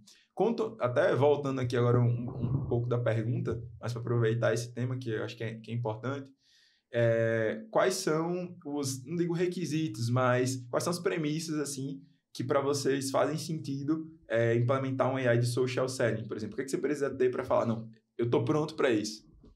Que na verdade não seria uma IA, uma inteligência artificial, seria realmente uma pessoa ainda nesse processo, um social seller, porque vai ser feita toda a administração daqueles leads que estão entrando ali, que ele está entrando em contato através do direct no CRM. Sim. Então, a gente está mapeando que, por exemplo, a cada 100 seguidores, legal, você vai conseguir 5% de conversão para calls. Ou seja, a cada 100 seguidores eu tenho 5 calls agendadas. A princípio parece baixo, né? Mas a gente está falando de tickets ali de 10, 15 mil, às vezes. Muito bom. Partir disso. Só que você começa a validar todo o seu funil. A cada 100 seguidores eu consigo 5 calls. E minha taxa de conversão é de 25%. Entendi. Ou seja, você já mapeia que a cada 100 seguidores você faz uma venda. Então, ou seja, eu preciso de 100 seguidores para fazer uma venda. Entendi. E nesse processo, quando você está trazendo seguidores para o seu perfil, você mapeia o seu custo por seguidor. Muito bom. Então, ou seja, se meu custo por seguidor é R$2,50 e eu quero fazer uma venda, eu preciso de 100 seguidores. Então, eu consigo estabelecer, minha meta por mês é fazer 10 vendas. Para fazer 10 vendas, eu preciso de 50 calls agendadas. Ou seja, 50 calls no mês, eu preciso dividir isso por semana para saber quantas abordagens eu preciso fazer por dia de pessoas no direct. Então, se eu precisar fazer 100 abordagens por dia no direct e meu custo por seguidor é R$2,50, eu vou multiplicar esse valor ali, R$250 por dia. No final do mês, eu precisaria investir 250 vezes 30. Você faz as contas aí, não sabe agora de cabeça quanto é. Não, 250 vezes 30. Tá? 7.500, né? 7.500, pronto. Ou seja, a validade do meu funil. Eu preciso investir R$7.500. Então, isso aumenta até a sua segurança para fazer um investimento maior. Porque você já mapeou todas as etapas desse funil para o social seller implementar. Consequentemente, você só vai entrar quando ele agendar a call. Ou seja, você não participa do processo, você terceiriza, mas como se fosse você, para no final das contas você aumentar a sua taxa de conversão também. Muito bom mesmo. Inclusive, é uma oportunidade de negócio isso aí. Sim. Você pode... É uma profissão. É o social media que ele está fazendo a transição, porque o social media, com o surgimento das IAs também, né? Ele vem entrando em xeque também. Entendi. O social media, o design, né? Então, é uma opção para ele também. Cara, eu vou administrar a rede social, mas eu também vou ser um SDR, digamos assim. Porque o ideal social media mesmo, que eu enxergo para o mercado, não é, até batendo um pouco nas agências que fazem só social media, não é você fazer a postagem. Você ser um social media de verdade, é você estar atuando nos comentários, respondendo ativamente, no direct, fazendo social selling, você entrando no perfil das pessoas, interagindo nas publicações dela também, e não somente quando ela vem interagir na sua, você interagir com ela. Então... a comunicação, além de tem uma comunicação ativa ali, e não só de fazer a postagem, mas de gerenciar o perfil ali como um todo, que às vezes foge além do Instagram. Às vezes a pessoa tem um canal no YouTube, então vai ter que fazer isso no perfil do YouTube, mas já é para uma maturidade de negócio maior. Entendi. Mas para negócio local, que é o que a gente atende, tipo, o que a gente mais indica é justamente ter essa pessoa. Só que muitas vezes eles não vê essa necessidade ainda, acha que o social media é só realmente ter alguém postando ali, que não dá engajamento nenhum e você não tem retorno ativo sobre aquela ação sendo feita. Então, é essa questão que a gente conheceu no evento, agora que a gente foi, que é justamente uma profissão que está surgindo, que é o social seller, né? Que é o vendedor de relacionamento. Ele vai ser fundamental para a pessoa que é social media ou uma agência que presta serviço social media estar introduzindo isso no serviço. Porque você agrega um valor maior para você conseguir cobrar um ticket mais alto, mas também de entrega de resultado para o cliente. O cliente realmente vai ter resultado através do seu serviço que você presta. E a gente recebeu um feedback muito bacana na semana passada, que tem um parceiro, um cliente da gente, da Escola do Empreendedor, que ele mentora empresários. Então, ele vende esse mentoria. A gente, cara, vai fazer muito sentido para você. Vamos começar a implementar. A gente explicou para ele o que era o social selling, montou o script com ele, a gente melhorou o script e começou a implementar. Ele deu o feedback semana passada que Ele não tinha conseguido fazer muitas abordagens ainda, mas ele tinha feito 25 abordagens, tinha agendado já 7 sessões de estratégia, digamos assim, o cafezinho, uma reunião de vendas, Sim. e disso já tinha fechado uma, com 25 só que ele estava implementando. Mas por quê? A gente estava captando o público ideal dele, ou seja, empresários e empreendedores, o público estava chegando qualificado, já estava se identificando com ele, com o conteúdo, ele começou a criar um relacionamento e já antecipou muito esse processo de venda final. Claro. Então, se com 25 já está assim, imagina ele implementando com larga escala, né? Muito legal. E eu coloco assim também, não só surge essa oportunidade de profissão, né, de você fazer uma transição aí, como pegando aquele gancho, pode ser justamente um over-delivery. Né? Então, tendo em vista que o profissional do social media padrão, ele vai entregar suas publicações, fala, não entrego só publicações, não, entrego também todo esse outro trabalho aqui. O social media de verdade. De verdade, exatamente. Isso. E eu acho que um ponto-chave nesse ponto que vocês explicaram, né, do social selling, do social media, o que o social media de verdade deveria fazer, é a questão do feedback, né, para o cliente. Então, como você falou, só post não vai trazer o resultado, porque de fato você tem que pegar o feedback, né? Você precisa, como você falou, interagir com as pessoas, para entender o que está funcionando e não ficar replicando o que está dando errado. Então eu trago um pouco para mesmo princípio que a gente aplica no processo de vendas. Então, beleza, fiz um planejamento ali como social media ou como social seller. Vou pegar esse planejamento, executar, vou ver o que vai funcionar, o que não vai funcionar, o que deu retorno, o que não deu, e, novamente, melhorar esse processo, né? Porque a versão 1, provavelmente ela não vai ser boa, mas a versão 2, a 3, a 4, a 5ª já vai estar muito melhor. Lá na empresa mesmo, o processo de venda já está na 10ª versão, então a gente já fez várias iterações desse processo, e vai vir a 11ª, a 12ª, até a gente achar a versão que atende melhor assim, a necessidade do nosso cliente. E não é nem sobre também, essa questão, eu lembrei agora do social media, sobre só interagir, mas sim sobre colher o que aquela pessoa realmente está pensando e sentindo em relação a mim, ao meu serviço, ao meu produto, o que é que ela quer, que eu posso... Poxa, o meu produto aqui não está agradando ela, mas se eu fizesse inovação aqui, que ela, mas não só ela, as outras 15 pessoas que eu interagi falaram a mesma coisa, já me anteciparam ali talvez uma tendência do que eu tenho que lançar no meu próximo coleção, se for uma loja de produtos. É o que a Natura faz hoje. Sim. Com as suas embaixadoras, né? Elas colhem informações ali ativas, que elas estão diariamente vendendo, visitando as pessoas, e elas antecipam para a equipe de produto o que o pessoal está pedindo para os próximos, né? Perfeito. Os próximos coleções. Ou seja, o recado que fica aí... o que é o pedir feedback que você falou. Isso. Você tem que arranjar formas criativas de interagir, de pedir feedback, porque assim você consegue antecipar necessidades e construir um relacionamento. E relacionamento está associado com venda, né? Quem gera um bom relacionamento consegue vender com maior facilidade.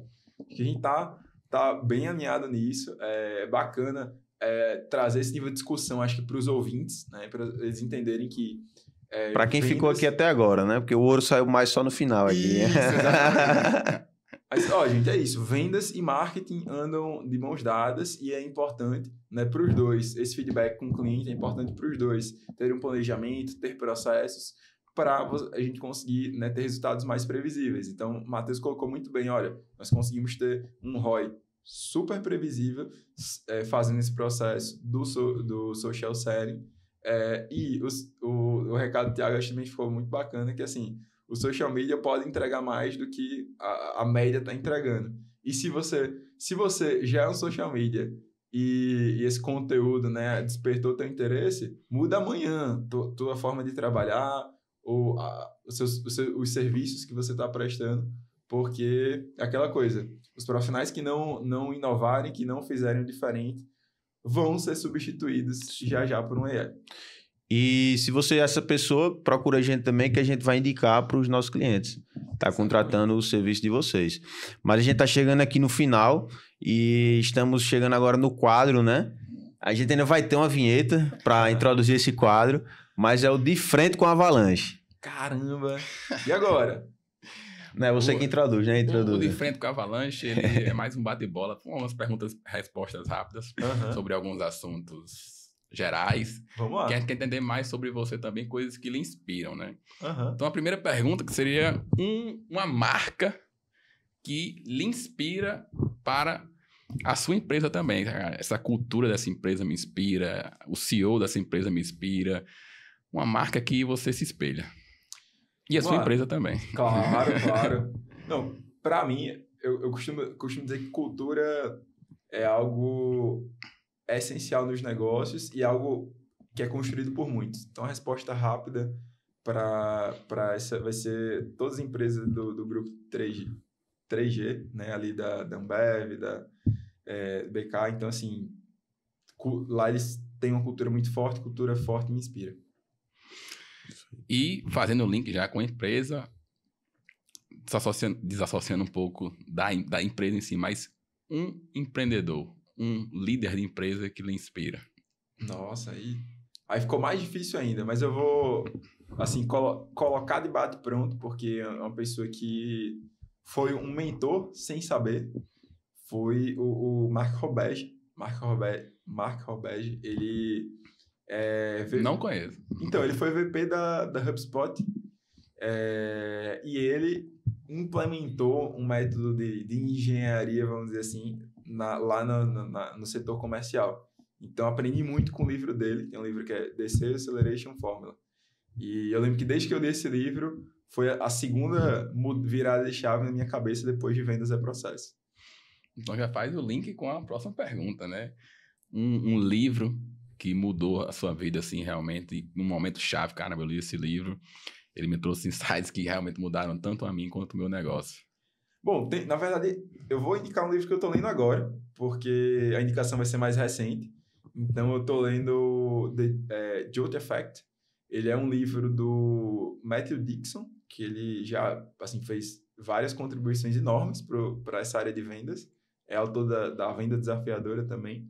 E ele está trazendo, o livro ele traz uma nova abordagem para vendas. Então, se você que está ouvindo aqui gosta do Spin Selling, se você gosta da abordagem Challenger, que é do Matthew Dixon também, você vai gostar muito mais do Jolt Effect, que é uma abordagem Jolt.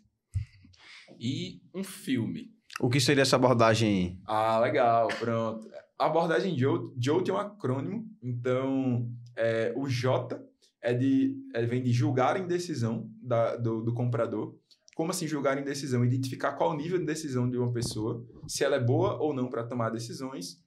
O O é justamente ali de você fazer ofertar soluções. Então, muitas vezes a pessoa que é indecisa, ela precisa que você conduza a venda e não que você complique mais a vida dela. Então, ficar fazendo perguntas muito abertas. Isso, ofereça recomendações. Então, a pessoa veio até você para comprar, fala, pelo que você está me falando, a melhor solução para você, o nosso melhor produto é esse.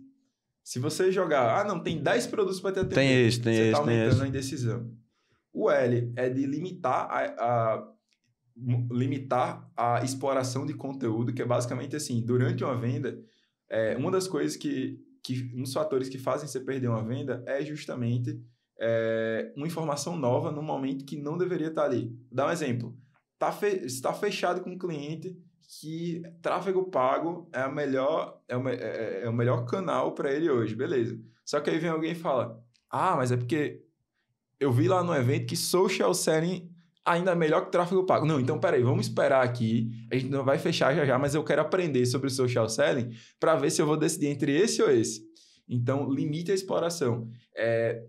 Mostre, vamos dizer assim, apresente todo o conteúdo que a pessoa vai precisar para poder tomar a decisão de venda.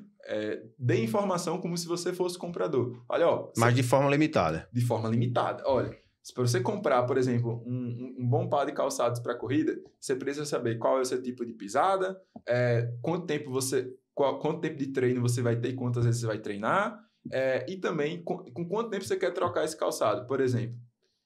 E aí você só precisa ver esse vídeo e esse, e você vai conseguir decidir o teu tênis, obviamente, com minha ajuda. Então, seja proativo no sentido de conteúdo, porque tem muito conteúdo por aí.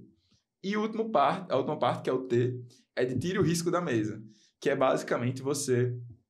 como é que você tira o risco da mesa? Minimizando o risco. Muitas vezes as pessoas não compram porque elas têm medo de que se elas comprarem e der errado, a culpa é de quem? Delas. Então, como é que você tira o risco da mesa? Você pode oferecer uma garantia. Olha, esse curso, por exemplo, se você não gostar em até 7 dias fazendo o curso, devolve o teu dinheiro. Ou, vamos fazer o seguinte, você não vai começar hoje no nosso plano no nosso maior plano. Nós vamos começar com um plano menor, a gente vai entender algumas necessidades suas, você vai ver se é isso mesmo que você quer, e aí a gente vai para um plano maior. Pode ser assim? Então, você está tirando ou minimizando o risco, de forma que, com risco menor, fica mais fácil para a pessoa tomar uma decisão. Então, o Jolt é isso aí. Julgue a indecisão, ofereça recomendações, limite a exploração ali de informação na venda e também tire o risco da mesa. Perfeito. Muito bom. E, para finalizar, eu perguntaria sobre um filme. Nossa, filme também... Eu assisti bons filmes... Não, é porque eu assisti realmente bons filmes esse ano, mas... E estou assistindo todas as recomendações que estão dando aqui. Num dos podcasts, o convidado Fernando... Legal. Ele recomendou O Preço do Amanhã. Era um filme que eu via na cartaz da Netflix, mas não me chamava atenção. Ele explicou a história por trás, me chamou a atenção. Fala muito sobre dar valor ao tempo. Caramba, que legal. E como cada vez mais você vai se desenvolvendo, parece que não tem tempo para nada às vezes. Né? Você quer fazer tudo ao mesmo tempo, você acha que não tem um tempo suficiente para isso. Então, qual seria esse filme para você? Olha, eu vou colocar para você que ele não é um filme, mas... quer dizer, é um filme, mas é mais uma pegada de documentário e da Netflix, chama Zion. Leva exatos 11 minutos para assistir esse filme. Então, é um mini-filme, né? Um curta, vamos colocar assim. E conta a história de um rapaz que tinha todos os motivos para dar vida, aí, vamos dizer assim, para não dar certo. E não estou falando não dar certo no sentido assim, ele poderia fazer qualquer coisa da vida dele ou não fazer nada. Ele decidiu seguir em frente, decidiu fazer o melhor com o que ele tinha. Então... Não vou dar mais spoiler, não, mas basicamente assim, uma história de superação. São 11 minutos, né? São 11 minutos. E normalmente eu assisto ele antes de um acontecimento importante. Então, antes de... Para motivar. Antes de uma final do campeonato, antes de uma venda grande, eu assisto. Eu gosto de um vídeo motivacional que é de Arnold Schwarzenegger. Ah, legal, Esse é bom. Não lembro agora o nome, mas bota na Arnold Schwarzenegger motivacional no YouTube. Vou assistir. Ele dá aquele discurso de... Não lembro agora como é, mas muito bacana. Sempre que tem uma decisão importante a tomar. Recentemente também a série do Arnold. Muito excelente. Boa. Série muito incrível, boa. 3 episódios só. Se você tá... As 3 fases da vida dele. Tá precisando também de não só de motivação, mas de exemplo, eu acho que é bacana. Óbvio, como todo mundo, uma pessoa que tem suas qualidades e defeitos, que falhou e que acertou, mas acho que vale a pena... Um ser humano, que vale a pena... para desenvolver uma mentalidade de excelência. Ele tem a querer mentalidade ser o melhor. Muito bom. E um de improviso agora para finalizar, o canal de aquisição que vocês mais estão explorando no momento e por quê? Fácil. Para a empresa de vocês. Fácil, indicação. Por quê? Porque todo mundo indica. Né? Se você está ouvindo esse podcast hoje, você precisa indicar o podcast para pelo menos uma pessoa. Essa é a meta. Se não fizer isso... você não está cumprindo o seu papel aí, disseminando um conteúdo de alto valor. E como é que você estimula essa indicação na sua base de clientes? Vocês têm um programa para isso? Exatamente. Através de um programa, de forma fácil, remunerando essa indicação. Então, acho que independente de você ter um programa com nomes mirabolantes e coisas mirabolantes, você precisa reconhecer a pessoa que indicou. E uma das melhores formas de reconhecer alguém é dando dinheiro, né? Retribuindo financeiramente aquele cliente, aquela pessoa que indicou você. Só clientes internos? Ou, por exemplo, se eu indicar agora... Se o ouvinte aqui do podcast indicar agora, ele pode ganhar também. Pronto. Se você indicar agora, você já automaticamente está dentro do programa de indicação, o cliente fechou, o dinheiro está no seu bolso. Então, indica processo de vendas para empresas que você conhece de tecnologia ou de serviços B2B que já tem uma equipe de vendas, mas ainda estão com dificuldades para bater as metas todos os meses, para acertar aí a máquina de vendas. Perfeito. Então chegamos ao final e se você quiser deixar mais um recado para os nossos ouvintes, esse é o seu momento de vender a processo de vendas. Claro, claro. Bom, pessoal, para você que tá em casa, tá indo para o trabalho, tá indo para um treino, enfim, tá no caminho de alguma coisa, alguma conquista, algum sonho, primeiro eu quero deixar meu recado como empreendedor, empreendo. Então tem muito espaço para boas ideias nesse país e no mundo. Para os vendedores, tenham sede de conhecimento, estejam constantemente investindo no seu crescimento pessoal, não esperem pela empresa fazer isso por vocês, vá atrás mesmo. E para os líderes de vendas que ainda não acertaram a mão ali na gestão comercial, não acharam o modelo de crescimento ideal para o teu negócio, busquem assessorias, consultorias, mentorias, porque são formas de encurtar o caminho e de não errar os mesmos erros que outras empresas. Então, a Processo de Vendas é uma parceira das empresas de tecnologia e de serviço B2B, mas tem vários outros prestadores de serviço, como também a Artco, que podem atender vocês e fazerem vocês economizarem dinheiro, né, e baterem suas metas de forma previsível. É isso. Perfeito. Então é isso. Obrigado a você que ficou até agora nos assistindo, que provavelmente consumiu os melhores insights de quem provavelmente saiu no início. Então aproveita, compartilha com seus amigos, com seus colegas, seus familiares e até a próxima semana. Valeu!